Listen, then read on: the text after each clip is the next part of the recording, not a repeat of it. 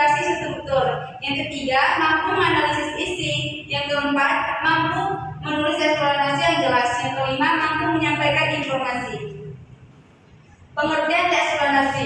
Menurut Sophia, tahun 2022 halaman 58 menjelaskan bahwa eksplanasi merupakan tes yang menjelaskan tentang proses terjadinya fenomena alam maupun sosial. Eksplanasi dapat ditemukan pada bacaan-bacaan lainnya yang menjelaskan proses terjadinya fenomena alam, sosial maupun budaya. Nah, apa sih tujuan eksplanasi itu? Tujuan eksplanasi yaitu memberikan informasi kepada pembaca tentang proses terjadinya sebuah peristiwa dan mampu menjelaskan fenomena secara jelas dan rinci sehingga pembaca dapat memahami mengapa dan bagaimana struktur eksplanasi itu terjadi. Selanjutnya ciri-ciri eksplanasi. Menurut Eko Nurbudi, eksplanasi itu terbagi menjadi tiga. Yang pertama, strukturnya terdiri dari pernyataan umum, urutan sebab akibat dan investasi. Yang kedua, membuat informasi berdasarkan fakta. Yang ketiga, faktornya itu membuat informasi yang bersifat ilmiah atau keilmuan seperti sains dan lainnya. Selanjutnya itu ada struktur eksplanasi. Struktur eksplanasi menurut Rika Kustina tahun 2014 halaman 154. Yang pertama itu ada pernyataan umum. Pernyataan umum berkaitan dengan suatu topik yang akan dijelaskan dengan gambar-gambar permasalahan tersebut. Hal ini membahas proses terjadinya peristiwa sebuah pernyataan awal untuk menuju pembahasan. Yang kedua itu ada investasi. Yang ketiga itu isi berkaitan sebab akibat tentang pemaparan secara detail peristiwa dan menjelaskan proses terjadinya peristiwa tersebut. Nah, ini ada contoh fenomena sosial. Siapa yang mau bacakan? Oke, saya bacakan ya. Contoh fenomena sosial, cyberbullying. Cyberbullying adalah bagian yang termasuk dari aksi bullying, artinya kejahatan yang dilakukan dengan sengaja dalam berbagai bentuk seperti fitnah, ejekan, hinaan, ancaman, kata-kata kasar hingga pelecehan. Oke, selanjutnya Nisa.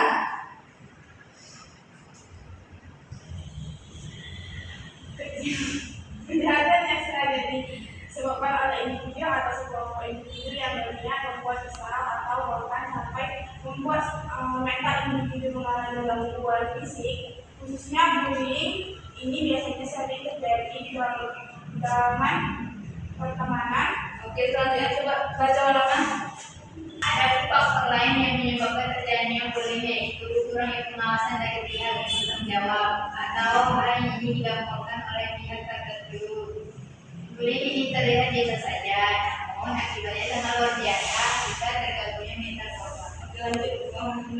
Cyberbullying dapat diatasi jika pikiran individu memiliki kesadaran untuk berpikir terlebih dahulu sebelum bertindak atau melakukan sesuatu, hingga tidak menyakiti perasaan orang lain dulu. Oke. Nah, sekarang Ibu udah mengerti kan bagaimana strukturnya, cara membuat eksplanasi itu udah mengerti kan? Ya, Bu. Sekarang Ibu kasih tugas berkelompok. Misalnya, nah Ibu ini ambil kelompok 1, ini kelompok 2 ya. Ya, Bu.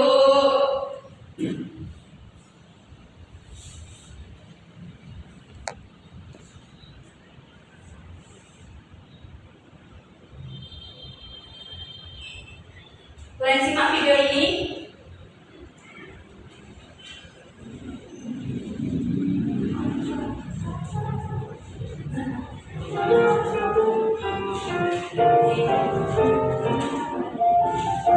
Disimak ya, disimak. Baik,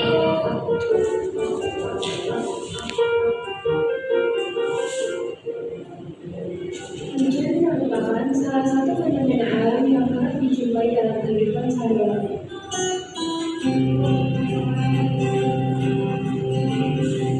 Fenomena ini termasuk bagian dari proses terbentuknya air di muka bumi.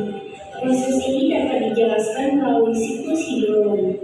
Penyebab hujan itu sendiri ialah apabila seluruh atau sebagian air di permukaan bumi menumpuk membentuk awan, maka hujan akan turun.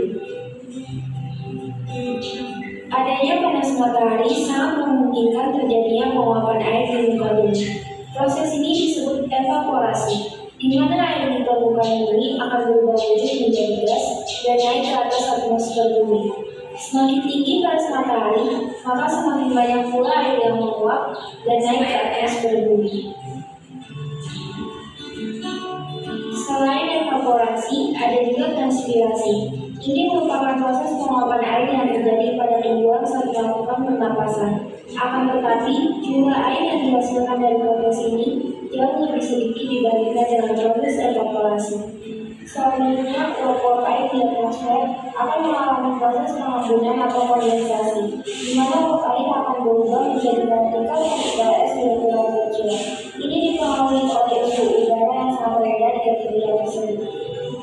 Partikel-partikel es tersebut kemudian menyatu membentuk awan. Semakin banyak partikel-partikel es yang menyatu, maka awan pun akan semakin tebal dan gelap.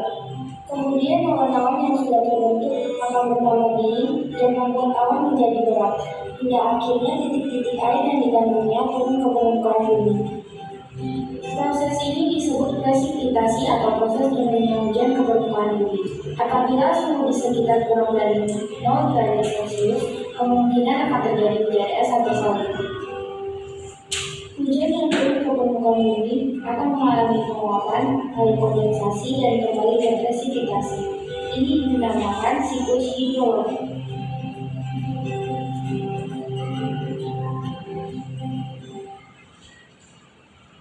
Oke, udah disimak semua ya. Jadi, Ibu mau kalian analisis strukturnya. Kan tadi ada berapa strukturnya? Ada 3. Sekarang kalian analisis ya.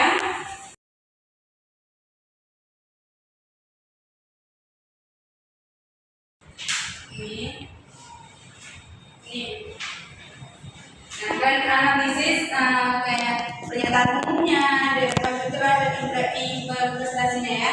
Ya, Ibu kasih waktu pengerjaannya 10 menit ya. Baik, Bu. Dikerjakan mulai sekarang.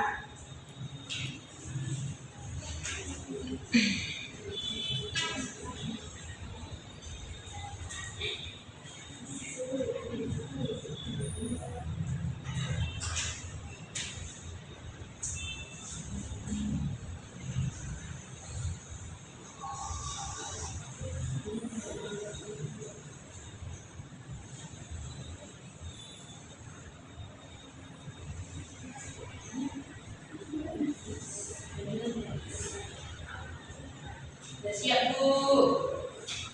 Sudah siap, Bu? Baik. Ibu mau satu kelompok yang maju untuk presentasi ya. Ibu tunjuk nih yang mana, kelompok berapa? Kelompok 2 boleh maju.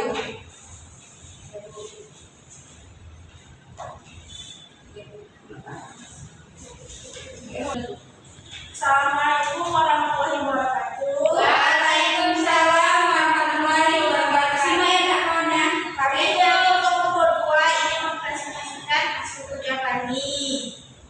Analisis struktur teks eksplanasi pada video yang ditampilkan tersebut. Penataran umumnya, hujan adalah bagian penting dari siklus air dan memiliki peran besar dalam kehidupan di bumi. Deretan penjelasan proses terjadinya hujan dimulai dengan uap air dari permukaan bumi seperti laut, sungai, dan danau. Air yang diuap ini menjadi uap air yang ringan dan naik ke atmosfer. Selanjutnya menutup. Setelah uap air naik ke atmosfer, ia akan mengalami proses kondensasi. Pada ketinggian tertentu, suhu udara menjadi cukup dingin sehingga uap air berubah menjadi tetesan-tetesan kecil air yang membentuk awan. Awan terdiri dari jutaan tetesan air yang sangat kecil, dan karena adanya gerakan udara yang terus-menerus, tetesan-tetesan ini bergabung dan membesar. Sekian presentasi dari kami akhiri dengan berjaya. Assalamualaikum warahmatullahi wabarakatuh. Waalaikumsalam warahmatullahi wabarakatuh.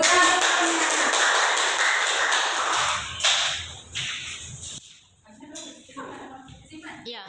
Baik, Ibu rasa kalian sudah paham dengan eksplanasi yang Ibu jelaskan tadi. Ibu mau kalian simpulkan eksplanasi pembelajaran kita hari ini. Coba